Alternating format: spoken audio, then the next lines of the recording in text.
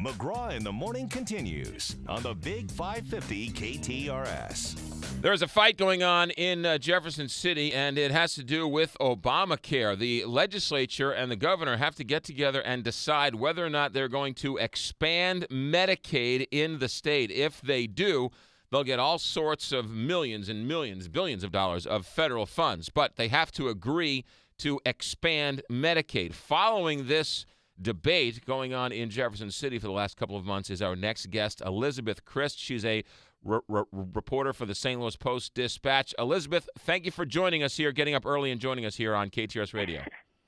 Yeah, thanks for having me.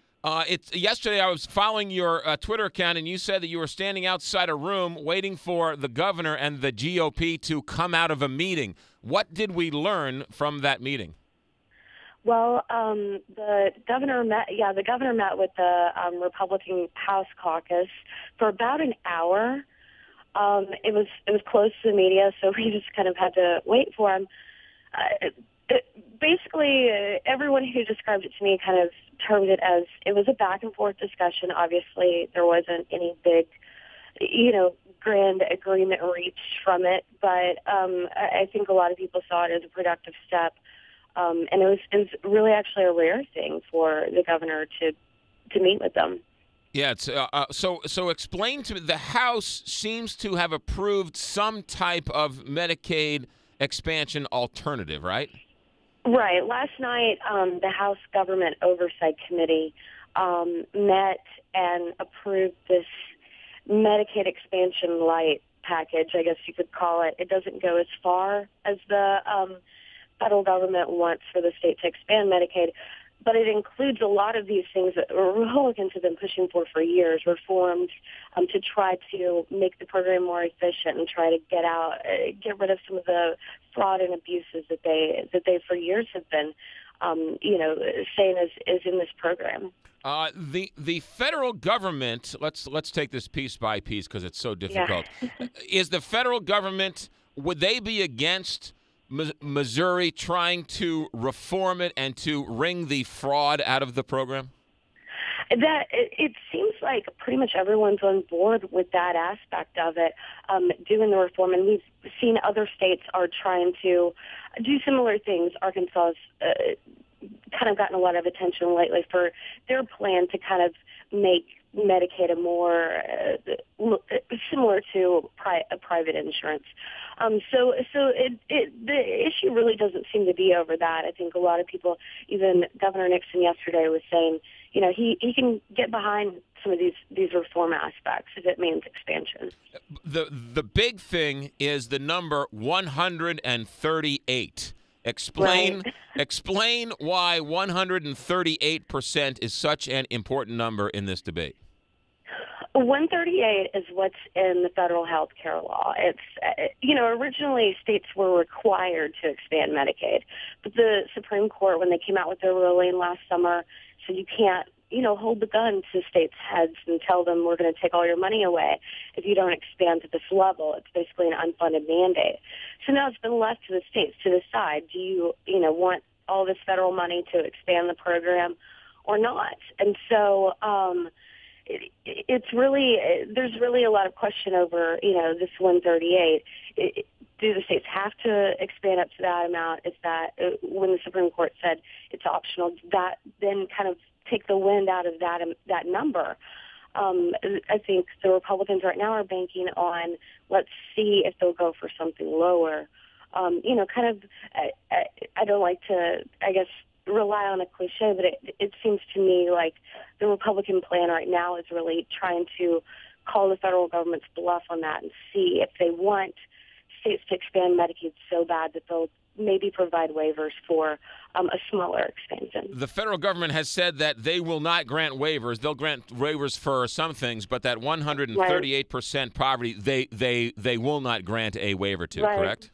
Right, and that's been stated several times, and every time one of these steps in the process happens, we're always asking, do you think it's going to happen? And all the Democrats say, no, they're not going to go below 138, and the Republicans say, well, let's see, it's worth a try. So, I mean, it's like I said, I think it's really one of those things. It has just been, statements from the federal government saying that they're not going to. It's not been something that's been legally tested. So I think that Republicans are holding out hope that, maybe they can try to, like I said, put the ball back in the federal government's court and not just leave it to the state to be all or nothing. Elizabeth Crisp with us, who's been following this Medicaid expansion debate going on in Jefferson City with the St. Louis Post-Dispatch.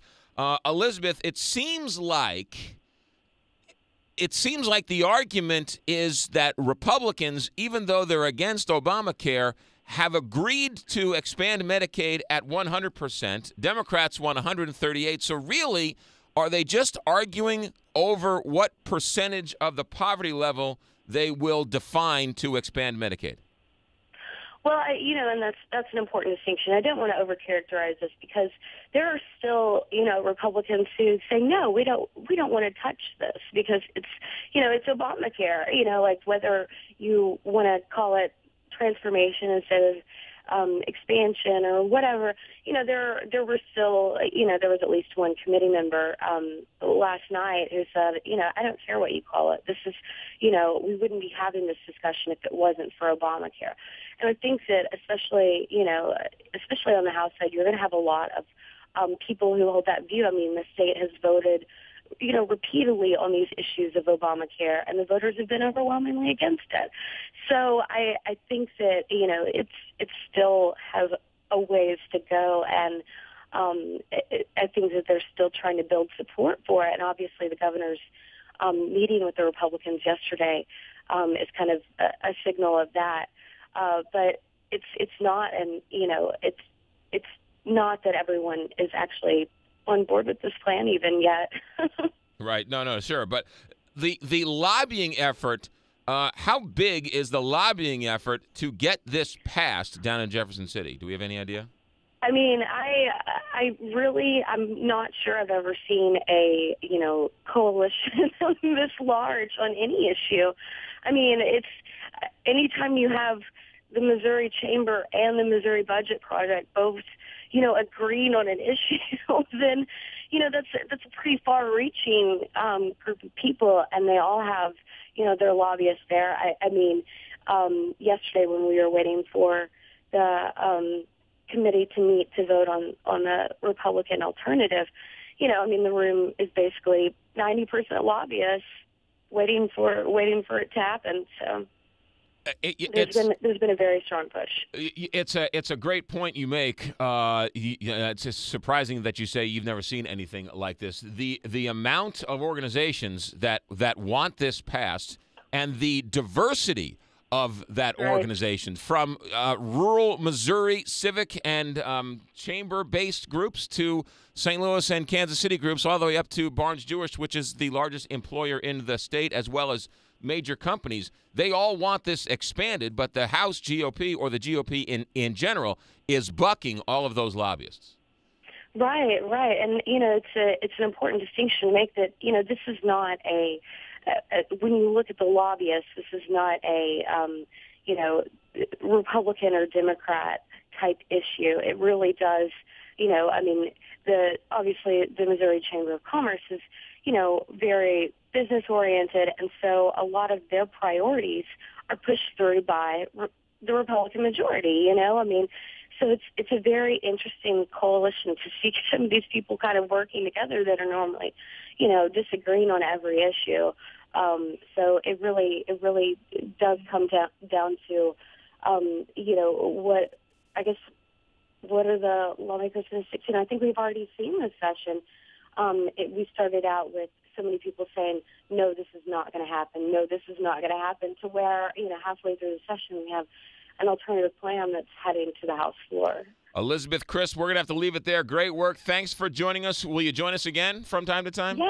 Yeah, definitely. Thanks for having me on. Elizabeth Crisp with the St. Louis Post-Dispatch down in Jefferson City following the Medicaid expansion here for us. Thanks, Elizabeth. And you can read her every day in STLtoday.com and your local hometown newspaper.